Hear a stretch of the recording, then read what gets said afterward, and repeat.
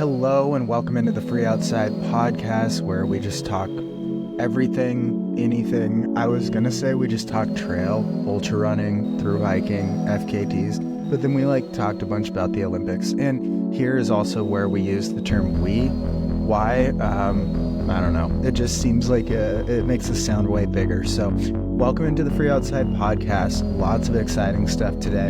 I was going to do a guest interview, but I just think too much stuff has happened at this moment that I'm just recording this on Sunday morning and it comes out 24 hours later. What other podcasters do that for you? This is real time. So I'm wearing my Melons on a hoodie here because a 19-year record went down last night in Leadville. And Melonzana, who makes these block printed microgrid fleece hoodies, is based in Leadville. So the Leadville 100, we're going to have to go back and you're going to have to, I'm not going to listen to the podcast I did on pedestrianism and the rise of 200s, to confirm this, but I think Leadville 100 is the second oldest 100-miler after Western states in the United States. I don't know about the world. I mean, it's hard enough to reach all 330 million of you that live in the U.S.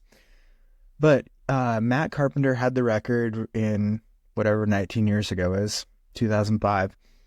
And last night, David Roach broke that record. He kind of just went out hard from the beginning. And the funny thing is, when these kind of things happen where someone breaks a record and lead from start to finish and goes so strong, it's always interesting to follow, let's call it 2 through 10. So maybe there's 10 elites or 10 sponsored runners on the male side of this. The same thing happened on the female side, but we'll get into that in a second. But on the male side, it was interesting because he threw down hard from the beginning. He had talked about I believe they have a podcast.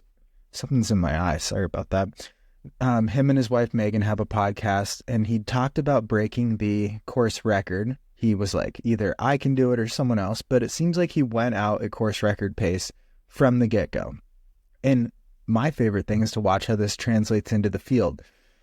So what it did do is every runner who was less experienced, pro, or really just wanted to go for the win rather than run their own race got so burned out. Some of them he finished in 15 and a half hours. Some of these pros took 24 hours to finish because of how burned out they got from those first 20 miles or so. So it's always interesting when someone shoots their shot and goes for it and hopes for their golden day to see what happens to everyone else. The smart runners were able to do it. I think the winner of last year or 2 years ago, Adrian McDonald, was able to finish second, and Ryan Montgomery third, both experienced. So it just goes to show that running your own race is as important as anything in these long things. Being competitive at the end, always awesome. But in order to have that chance to be competitive, you got to run your own race. Some people who were finishing in 24 hours were started off by running 6:20 pace. And 24-hour pace, that's 15-minute miles. So they ended up going twice as slow. Their average pace was twice as slow as they started out. So just a good lesson, run your own race, and pretty cool to see a course record like that toppled. Now this leads into other course records that have stood for a while. A few from the early times, 2010, 2008, 2009, when it was Jeff Rose, Hal Kerner, Anton Krupicka in the ultra running space. These are the legends, and you should watch the movie Unbreakable. It's free on YouTube, actually. It's really fun way to see how ultra running worked, and that's kind of the genesis of modern ultra running. Is that movie has millions of views. It's on YouTube for free, if I didn't mention that. But I think so Jeff Rose still has the Wasatch course record, which is interesting.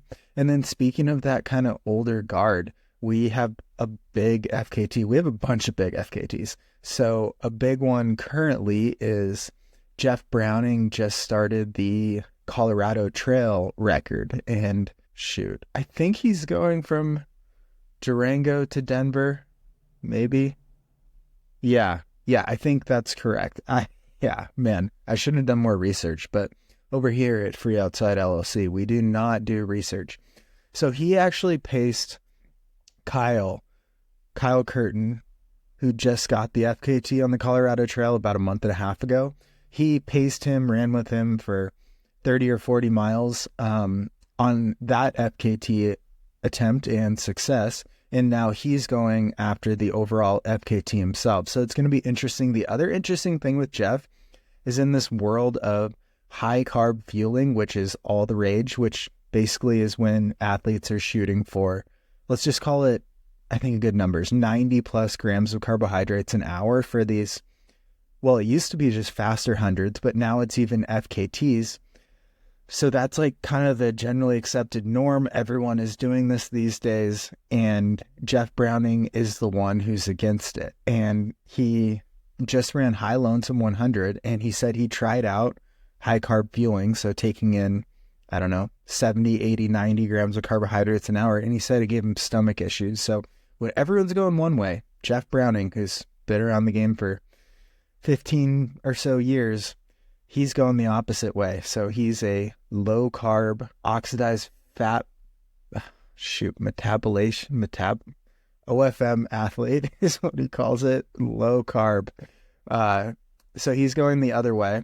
And the funny thing is, Kyle, who has the record, his Instagram handle is actually King of Carbs, which is hilarious because it's like the new rage and he already has that Instagram title. So we'll see how that goes. And then we can go over to the Appalachian Trail where we have Tara Dower she's going for the overall FKT or overall speed record on the Appalachian Trail.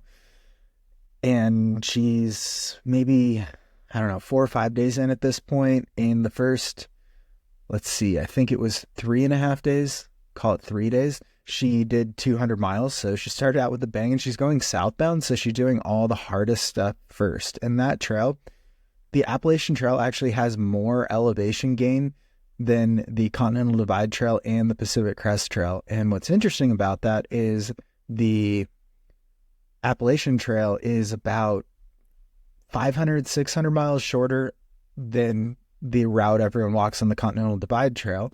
It's a little wishy-washy with the alternates and stuff and fire reroutes, but it's like 500 or 600 miles shorter than the Continental Divide Trail and 400 miles shorter than the Pacific Crest Trail, yet it has more elevation gain. So it is a brutal trail, packs a punch. It's kind of thought of as the trail with no switchbacks. So that's a fun story to follow. I think she's going for, who even has the overall FKT? Carl Sabe, maybe? I don't know.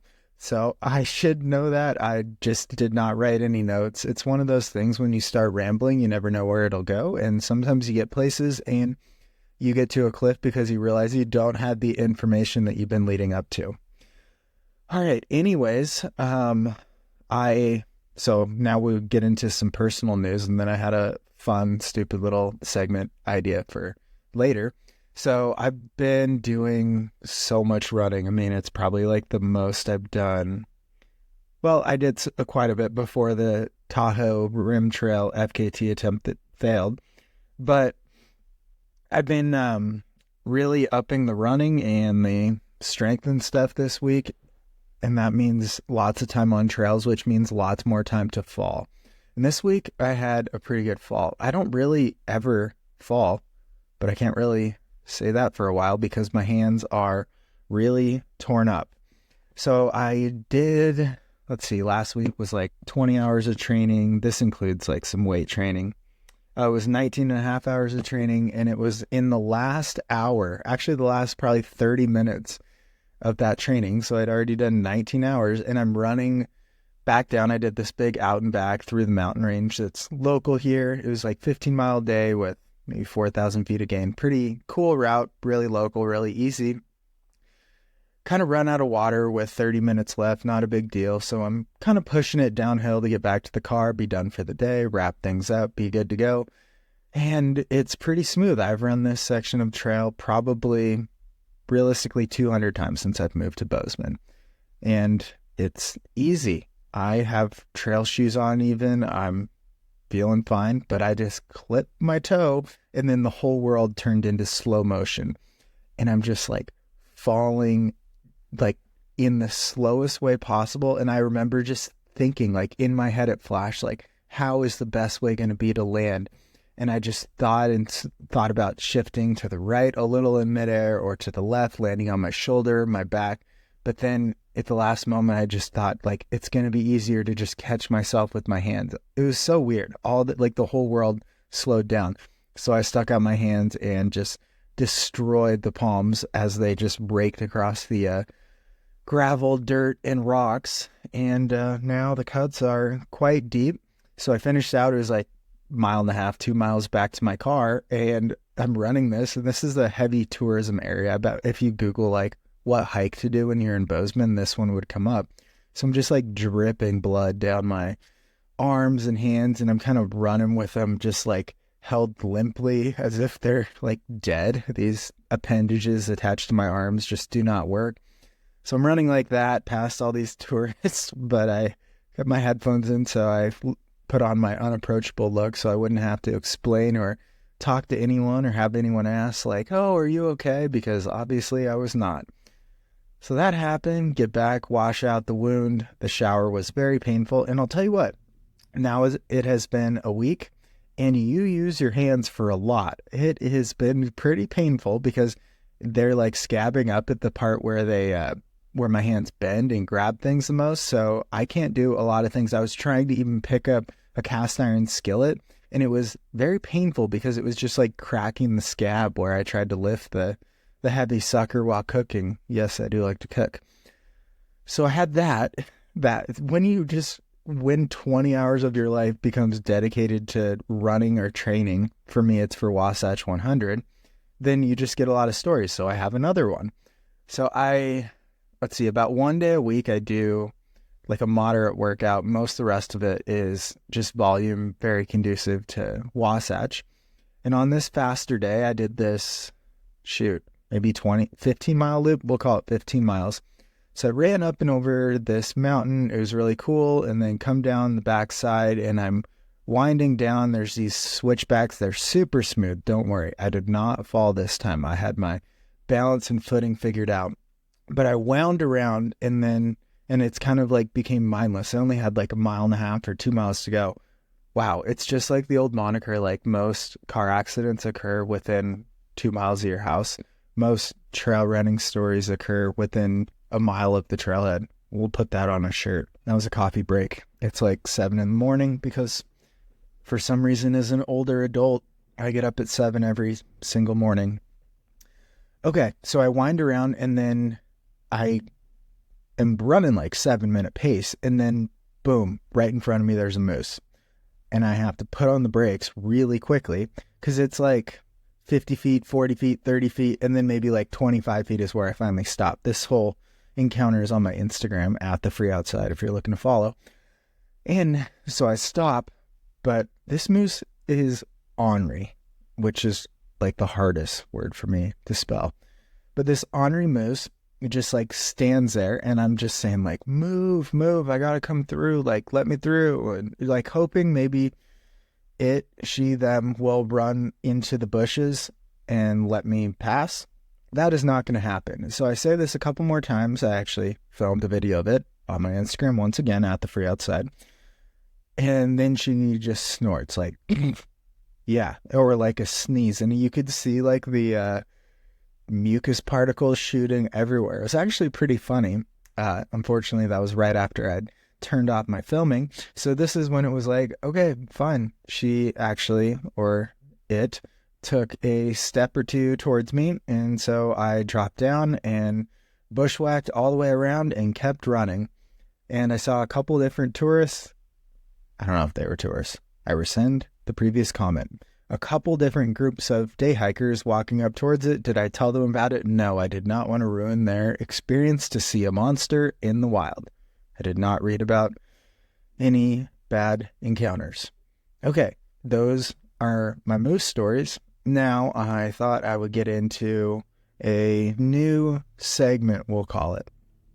So I don't know how this segment's going to go. Okay, now I wanted to get into the lesson or the idea, the moniker, the thing I think about portion of the podcast here, which I think applies to a lot of life. And I think it's been eye-opening to say to some people. So one thing I Well, oops, phone went off.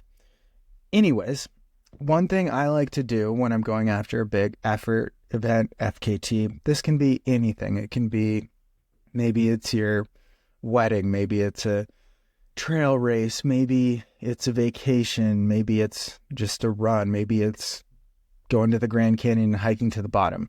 One thing I always think about is it can be hard to like buy things like expensive gels or new shoes or new socks or new hoodie or a new rain jacket or new gear for a thru hike or something like that. I like to think of things backwards in the way of like, how much would I pay to be successful? For me, it's mostly in the FKT world of like, how much would I pay to successfully do this? And it's like, okay, it's less than the cost of just biting the bullet and getting a new pair of shoes to start this FKT in. Or it's less than this sort of nutrition that I know will add to my chances of success. So 2 ways of thinking like this and throwing this in there, or 2 benefits, I would say, are that you back yourself into convincing yourself that you will be successful, which is like 90% of the game in a lot of these things that are especially multi-day or things, even like a wedding or something. If you're going into it positively when you're planning it, I've never planned a wedding. Well, actually, I've had 2 fake ones. Those, maybe I'll even tell those. But you're convincing yourself like, okay, to be successful, I will have to buy this. And then you've convinced yourself that's within the budget of what you're willing to spend to be successful. So you've convinced yourself that you can be successful. So it's worked mentally.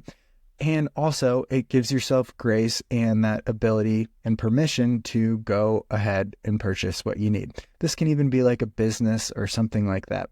But I like to think of it as like, okay, man, I don't know. I really need a new pack to do this FKT. And then it's like, but they're $200. But then that's when I like to think and talk to myself like, well, how much would I pay right now to have successfully completed that? Or how much would I pay to guarantee success? And you're not doing that. But in a sense, you're getting yourself closer to that. The more you put into it, the more you think through like what's going to pay off and stuff. It's going to help you avoid cutting corners and realize that all these things contribute to the success of what you're doing. So that's how I like to attack things. What am I willing to pay to be successful at this? Is whatever we're talking about less than that, then I should definitely move ahead with that. All right. Let's see. I always make notes throughout the week on what I might talk about, but I think, let's see, one quote I wrote down here, which you can take forward, is, let's just get into it. So I think David Goggins probably gets so many people injured because it's like this work hard mentality, which I think is like the probably greatest contributor to either burnout or injury. And I think it's just very unhealthy. So I've been thinking about this for probably over a year of like, well, what, obviously it gives that ability to push really hard, to challenge yourself, to overcome things you didn't think you could do. But what is it lacking has more been how I attack things. I like to really spin things around in my mind before I put them out there or accept things. So I'd like to be the least biased. I like to think through every single side of a situation before coming up with it. And it's like, well, there's something about this David Goggins method or this style that I don't like, but what is it? So I actually came to it pretty recently. And I think the interesting thing, I think David Goggins, great for, or anyone who, any influencer, anyone who's like work hard or like push hard, it's like great, but it should be on a broader scheme than like each workout or each run or anything. You don't need to sprint faster on day 1 of running. What you need to do is work harder at being consistent. And this applies to everything in life. So the thing I wrote down, I think it was just on a run a couple weeks ago, is I wrote down, you don't need to work harder. You need to work more consistently. So I think that's kind of the backbone of everything is like, and I tell the athletes I coach that all these things in life, all these things we're accomplishing are not built on one workout. They're not built on 1 week of workouts. They're not built on 1 month of workouts or 1 month at the gym or 1 month of anything. They're built on the backs of experience and just continued ingrained patterns and habits and continued work. Anything worth getting, you cannot get overnight. I think that's a quote by somebody, maybe. And if not, I will take credit for it. So I just think the biggest thing, and especially with, I don't know, I guess I might be one of the only people who's done 2 different adventures that are like 8 months long with the Great Western Loop and the Calendar Year Triple Crown, but everything about this was built on consistency. So having a plan of taking very few days where I hike 0 miles, so as they call them in the biz, zeros, and having days where some are better than others, some are worse than others, and you just take advantage and do the best you can in the day that you're in. And that's basically how you add up to 8,000 miles, because I would not even like to sign up to count to 8,000, but it's that working consistently versus working harder that really pays off. And that is going to be how we're going to tile this up with a bow, because that's why I also really like FKTs and putting out there these things for this crazy audience that we've actually built about what matters in these things. So it's that consistency of, cool, you can do a 100-mile day, but can you do 4 of them? Can you do 5 of them in a row? Can you do 50-mile days for 40 days in a row? These are the actual questions, not the how hard can you go in this moment. It's more that consistency, and I think consistency is a lot harder than just going hard. So take that, David Goggins, and I don't think any of you need to stay hard. I would say the true moniker should be stay consistent. All right, and now we need to plug a few things. If you've stayed this long, you're awesome. So I think what we're going to do, well, I don't even know why I said that. Okay, Montana Meltdown, we have this race. It's a fixed time race, so there's a 4-hour, 12-hour, 24-hour option. It's in Bozeman, Montana. Bozeman is actually easy to get to because we are the gateway to Yellowstone. In fact, while you're here, you can go to Yellowstone. So me and my girlfriend are putting on this race, and we would love for you to sign up. We just want to put on an event, a fixed time event. Why I like them is it is that chance to push yourself, consistency, to break your preconceived notions, to get more miles than you ever have. Have you wondered like how far you can go in 4 hours, in 12 hours, in 24 hours? Well, this is the best way because there's an aid station every 1.5 miles. It's a 1.5 mile loop on mostly gravel, crushed gravel, dirt. It's mostly dirt. It's like a hiking trail, I think would be how I would say it, with like 100 yards of asphalt just to connect it. But that's going to be the most consistent way. I had no idea how far I could go in 2 days, and I showed up to a fixed time race like this and did a 48-hour in Las Vegas, Nevada, and ended up winning with 200 miles. So it is just a really cool way to push yourself, see how far you can go, and I don't know, get a PR. It's something you can just get by continuing to go in circles. Like walking 15-minute miles will get you 100 miles in 24 hours. Isn't that crazy? That's only, even if you're not a fast walker, that's only running like maybe 2 or 3 minutes out of each 15-minute section or loop or mile to get to that pacing, to get 100 miles in 24 hours. So if you're a thru hiker, we'll figure out somewhere for you guys to set up your tent. You can even walk the whole thing with a backpack. If you're an ultra runner, come on out. The link will be in it's not in the bio. The link will be in the show notes. That's what they call it in the podcasting world. And if you're an FKTer or anything in between, come on out. So October 12th, would love to see you out here. And that's all I got this week. It's going to be a busy week. You know how I said I was going to go explore the Wind River Range? I'm not going to, because I'm actually going to go explore a different mountain range. So this is why I don't always love to plan, because you never know when something will come up. So a friend I've done, the John Muir Trail extend, I called it the John Muir Trail Plus back then. Actually, his name is John, so it fits really well. For his birthday, he is flying out, and we're going to go do the Ruby Crest Trail out and back. So that'll be fun. That'll be next weekend. Maybe give a recap. I don't know, one of these weeks. I'll have guests on too, but this is just a weird week. Have a couple guest interviews in the chamber, but yet to make it public yet. All right. Thanks again, guys. It is crazy what we built here as an audience, and really cool. Sign up for our race. Watch the movie Free Outside. Go to the website Free Outside. Buy the book Free Outside. DM me if you want a signed copy. And if you want to coach, DM me as well. All right. That's it. Stay elite, my friends.